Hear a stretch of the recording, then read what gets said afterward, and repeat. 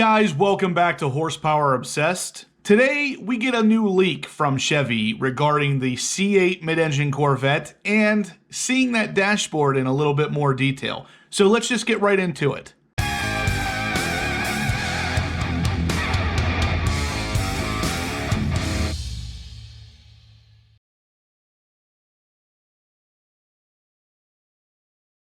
I can't really answer the question about, what we're doing for C8 or what's the future of the Corvette today. But I can tell you that this is the best C7 that we'll ever make. This ZR1, 755 horsepower. This is the car. This is the end of C7.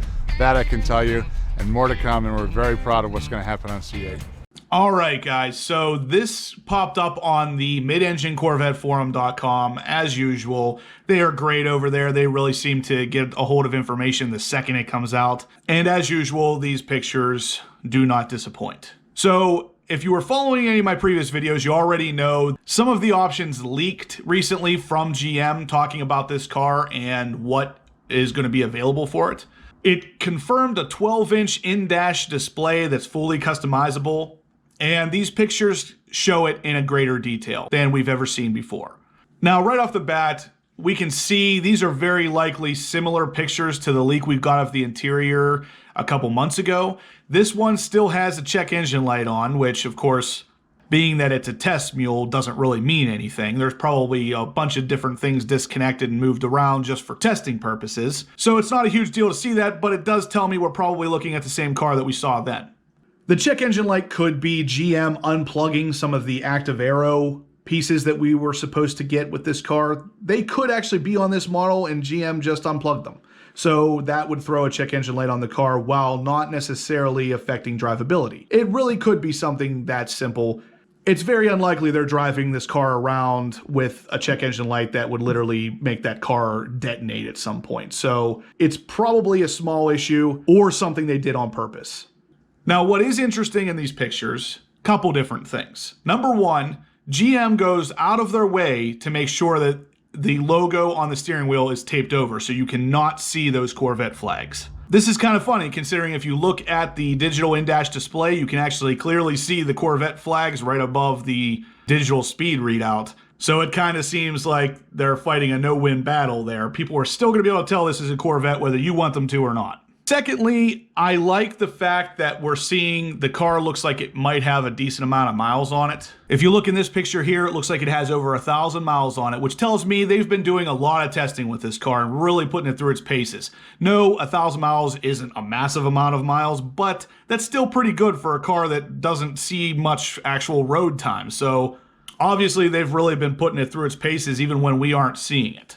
Which, of course, they should be. We want the car to come out and be fully ready for its debut, so I'm glad to see they seem to really be pushing the envelope with this car. Now, another interesting thing is if you look in that same picture, you'll see a little V8 icon. Obviously, this kind of puts to rest most of the V6 rumors, at least for this particular model, but it also tells me it will very likely have some sort of cylinder deactivation still, just like the C7 did. So it would go from V8 down to V4 when driving in top gear at a low RPM to save gas. In these leaked images, we're still seeing the same steering wheel we saw in the original leaked images, which if you followed any of my previous videos, there were some rumors, mostly from Zerv02 on the forums again. And of course, any kind of rumors online you want to take with a grain of salt, but he suggested that this steering wheel was not going to be the final production steering wheel, which it still could be true, but the more I see of this wheel in these leaked images, the less I believe that we're getting something other than that.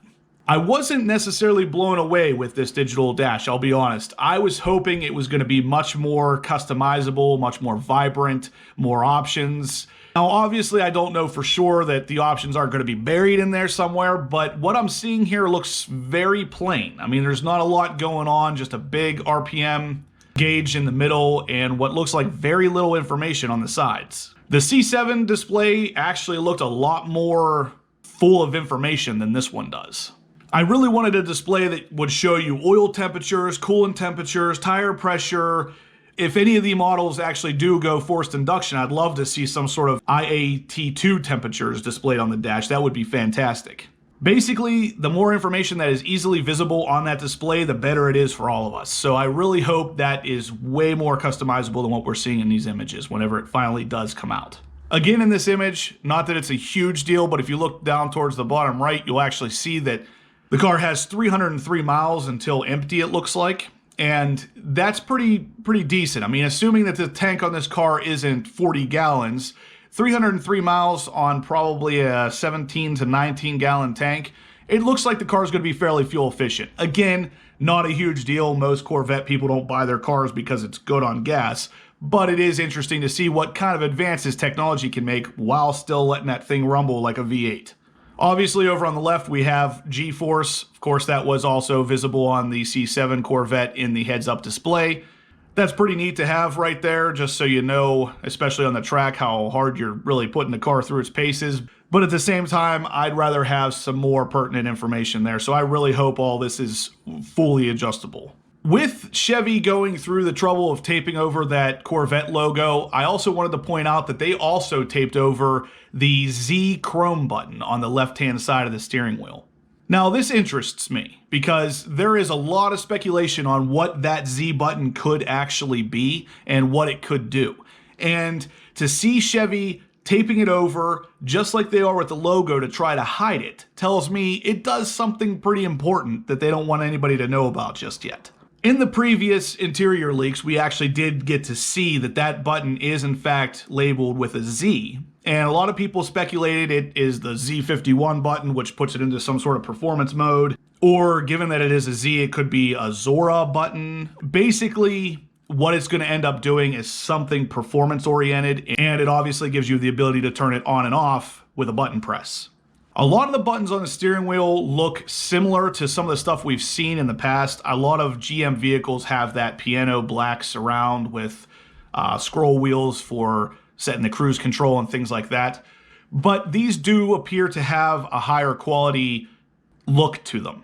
So even the metal surrounding it, the stitching on the steering wheel, it all looks very high quality, which is fantastic. I really hope to see this car push the envelope and really get it into supercar territory for a fraction of the price. And I think that's what we're seeing here. Even though I'm not a huge fan of the design of that steering wheel, the way it looks put together tells me it's gonna be quality. The stitching on it's great, the buttons look good, the trim is all metal, it all looks great. Now, in this final picture here that was leaked just recently, we see what I think is a video mirror. So basically, when you put the car into reverse, the mirror actually lights up with a video image rather than actually just showing you what's behind you in a normal mirror fashion. As much as this isn't really what I was hoping they would do, it is still pretty cool because it's going to give you way better visibility than what you would see with a normal mirror looking out the back of this car, especially if the trend of the Corvette visibility keeps up with this one. As any of you know, Corvettes do not have the best visibility, and having something like this that will clearly show you what's behind you is fantastic. I was hoping more for something along the lines of the way McLarens and some Lamborghinis do it. When you put it in reverse, it actually displays what's behind you right in the actual speedometer area. And I really thought with them going with a 12-inch HD display that that's what they were going to do. So this is surprising to see. I'm not 100% sure that's a video image on that mirror, but it really looks like it could be. It looks too clear to be just a normal image in a mirror. But in all these images, you can see they still have all the dash completely covered up. So we're still not getting 100% of what that interior is going to look like. But these are definitely giving us a clearer image every single day. Every time we get a new leak, we're getting a better look at what's coming. And not hugely important, but still pretty cool, we are getting a heated steering wheel option in this car. You can see the button for it right there. And that is pretty neat to see, considering the C7 for some reason didn't have that option, but at the same time it did have heated seats. I know a lot of people will immediately go, well, no one drives their Corvettes in the winter, so who needs this heated steering wheel? Well, that's not necessarily true. I see a lot of people driving their Corvettes during the winter time here in Pennsylvania, so I'm sure it's the same in every other state. And if they offer heated seats, why not offer a heated steering wheel as well? So it's kind of cool to see that. Again, it all kind of shapes up to the same thing. We're getting a pretty high-end, high-quality car here, and it seems like it's coming together nicely. Now, along with the interior leaks, there were also some new pictures seen, some new spy shots taken, and they're a little more clear resolution than we've seen in the past, so I wanted to include these as well. The car is still full on camo wrapped and doesn't really give us any new looks per se, but it's a lot higher resolution. You can see the car in a clearer fashion. The biggest picture that stands out to me, though, is the picture of this spoiler from the side. It just looks so unbelievably out of place and strangely contorted. I just don't know what they're going for with this particular spoiler. Now, of course, I know there's always a big difference between performance and visually pleasing. So if this thing adds some sort of performance to this car that they couldn't achieve with one that looks nice, then I guess I get it. But that is just very strange looking. And I can't imagine that that's what that spoiler is going to look like when we see this car finally revealed. The only thing I could possibly think is, like I said earlier, if they have any of the active aero stuff unplugged, that this is somehow what the spoiler would look like without any kind of adjustability.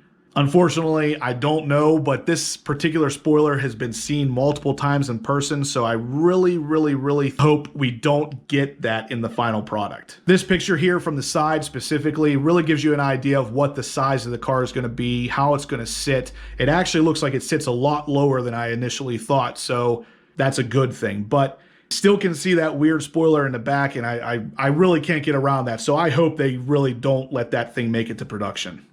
But anyway, guys, that's going to do it for today's video. If you have any questions, feel free to shoot them in the comment section down below. I always want to hear from you about anything automotive, so feel free to do so. If you haven't subscribed yet, please do. I'd love to have you as part of the Horsepower Obsessed community. And as always, guys, I'll catch you in the next upload.